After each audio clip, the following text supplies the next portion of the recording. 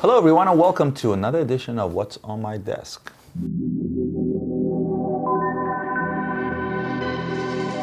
Yeah.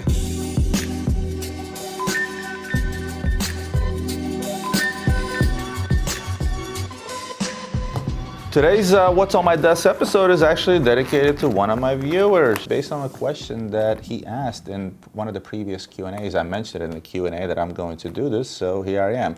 So Zach Bush asked the question, love the videos, have an idea, how about a segment that discusses Christophe Claret and his work with other brands? His watches aren't too well known and many people would probably be interested in seeing the work he has done for other companies such as GPUN, Graham, and others. Thanks, Zach. Well, Zach, to answer your question, I brought 4 Christophe Claret watches that I happen to have come across my desk, right? I guess I should start off to talk about the man, the legend, the myth. Rather than talking about this off the cuff as I normally do, I'm actually going to read something for a change. And this is straight out of Christophe Claret's website. And it's a personal message from him. And I felt like what better way to start talking about who the man is than by reading his personal message. Dear friends, for the past 25 years, I've been developing and creating innovative and highly complex movements for various major watch brands. Complementing this activity by launching my own brand, Christophe Claret, is a fantastic challenge for me. For all these years, my real source of motivation has been to actually make watches based on simple sketches of the initial ideas behind the product. Seeing that special sparkle in the eyes of collectors and devotees of extremely high-end watchmaking who acquire my timepiece is a source of great satisfaction to me. I sincerely thank all my collector friends of fine watchmaking for enabling me to fulfill my dreams and my passions and to give life to my creations. For the coming years, I have a number of projects that I hope will continue to surprise and delight you through their creativity and their innovation. Christophe Claret. I started by reading this because that short paragraph, that message, that personal message that's on his website, it just covers so many topics, starting from the fact of him developing and creating innovative and highly complex movements for various major watch brands. In the last 25 years, Christophe Claret has been the go-to guy when you wanted to do something amazing, something different, something super complicated, and something that no one has ever done before. He attended a watch school in Geneva, graduated in 1987, and his first job was to work with Roger Dubuis. This happened around the time when Roger Dubuis was into making very complex movements, a lot of retrograde movements, like the old sympathy perpetuals and things of that nature. Of course, lots of tourbillons, as well as minute repeaters. Graduated the watch school in Geneva in 1987, worked alongside of Roger Dubuis, also Dominique Renaud, and Giulio Papi, which is now Audemars Piguet Renault Papi SA, right? In 1987 is when he also opened up his own company called Christophe Claret SA in the Lockley, Switzerland. I guess some of the bigger highlights, in 2005, he found an ultra high-end brand called Jean Denon. He did that alongside Thierry Olivier. He also collabed with Roger Dubuis and Peter Speak-Marine at Metru de Temps. He was the one responsible for creating the Chapter 1 and Chapter 2 watches, and that was presented, I think, in 2008 in Geneva. I actually showed you a piece unique Jean Denon that was like €500,000, which was a perpetual calendar minute repeater done in a way that nobody has ever done it before.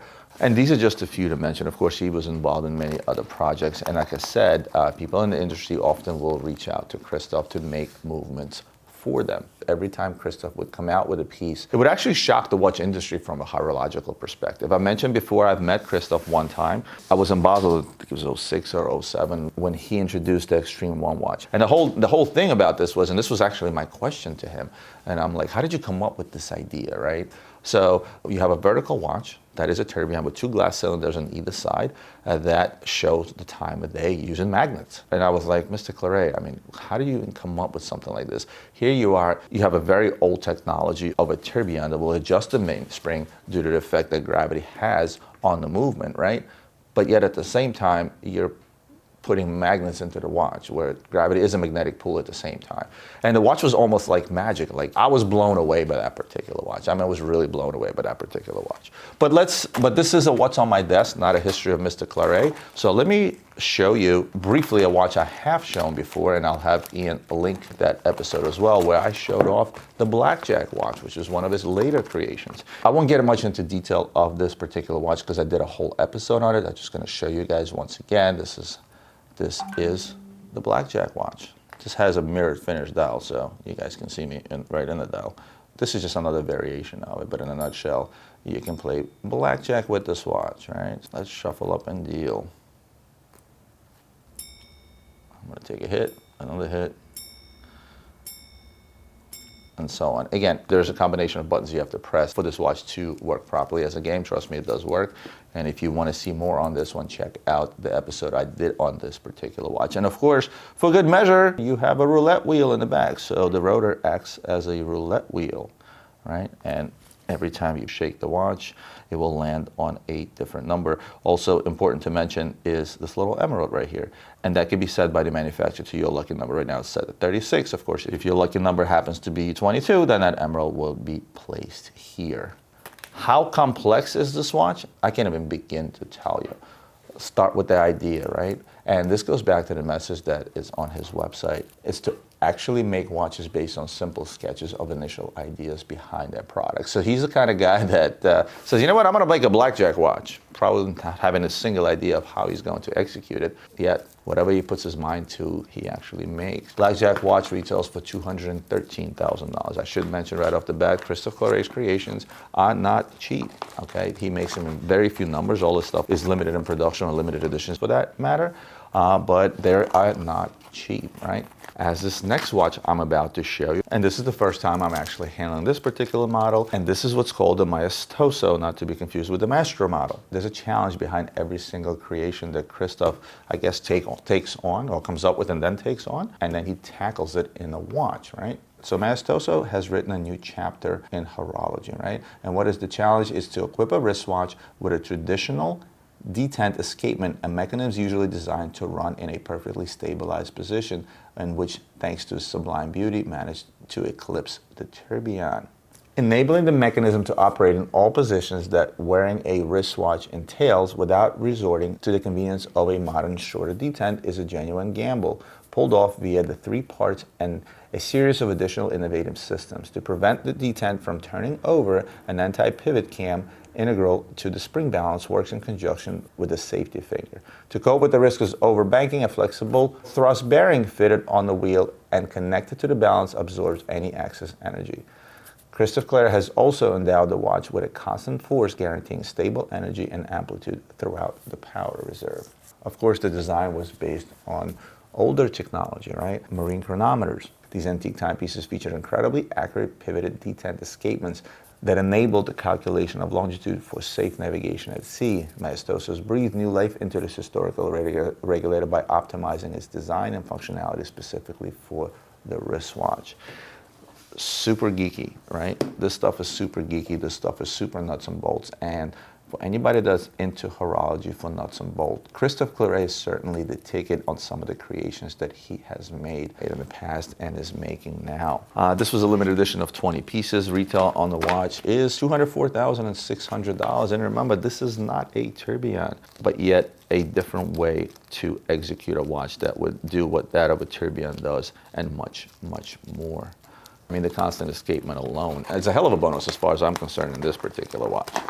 Let's move on to some things that are relatively cheaper. Here's a watch that retails for $108,000. So in a nutshell, what is this? This is a chronograph, not just a chronograph, it's a mono-pusher chronograph or a single button chronograph. It is an automatic. And I love the exhibition back on this one, showing off the inner workings and the complexity of this particular watch, because this particular watch is not just a mono pusher chronograph, it also has a gong that chimes off every time you change the functionality.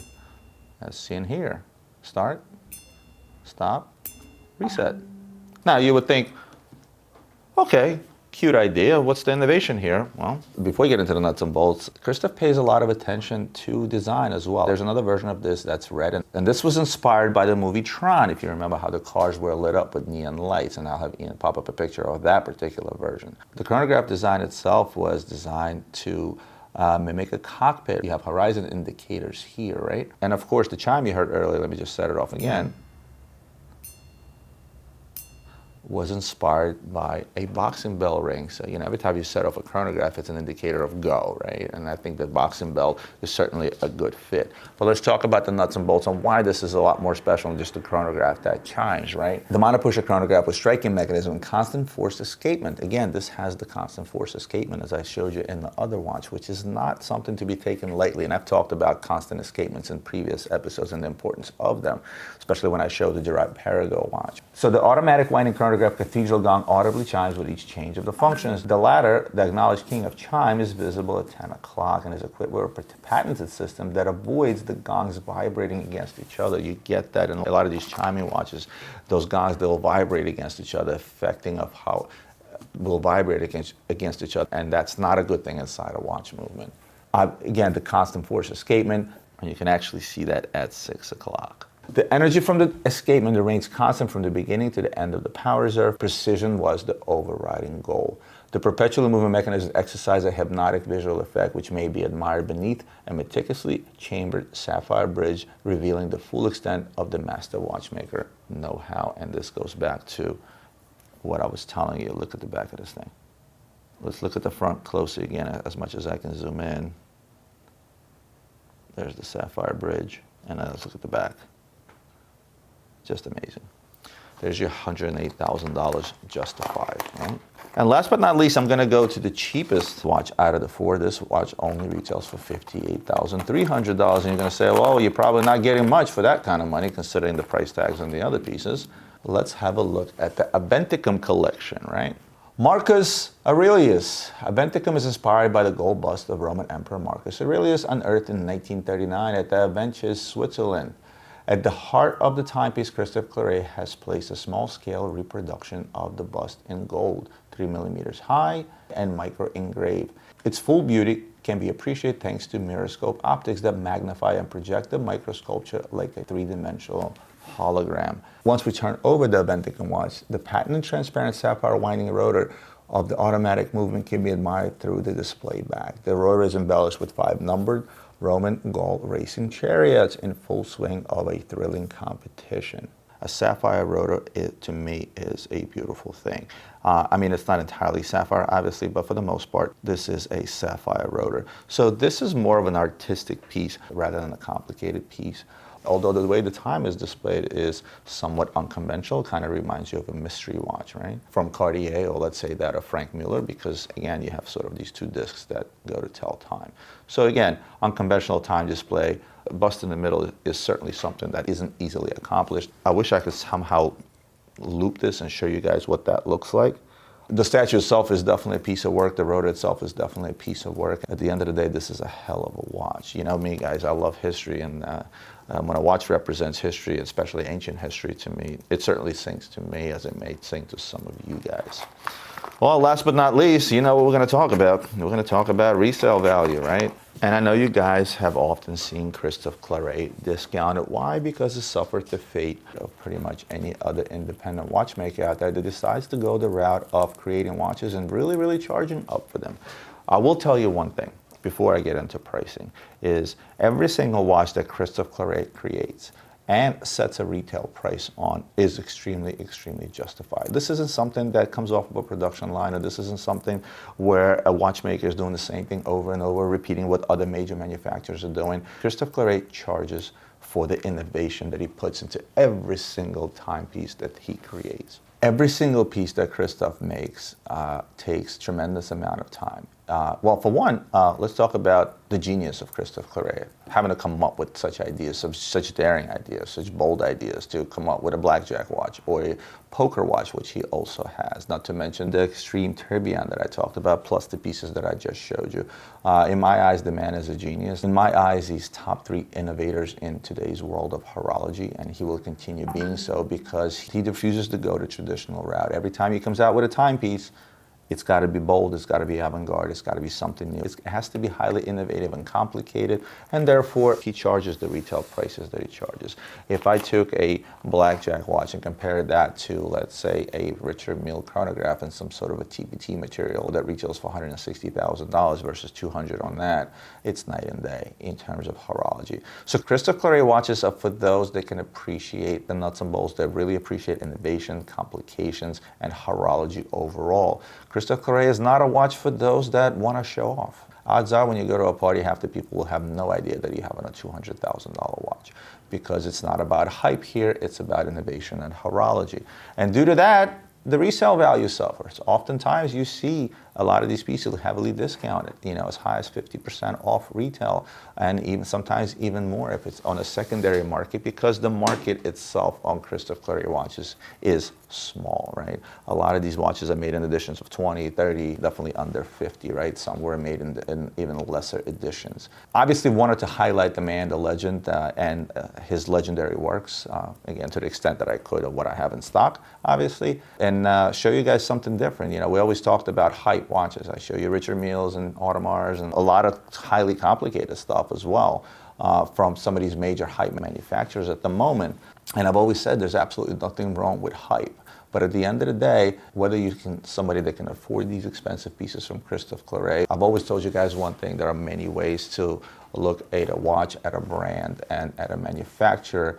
And I say Christophe Claret is the one manufacturer that fits the bill of someone that is interested in the nuts and bolts. Because at the end of the day, these watches that we buy and wear are little mechanical wonders, and I feel that Christophe Claret is the one individual in today's day and age of hype that can represent that, and represent it in a way that no other watch manufacturer could do.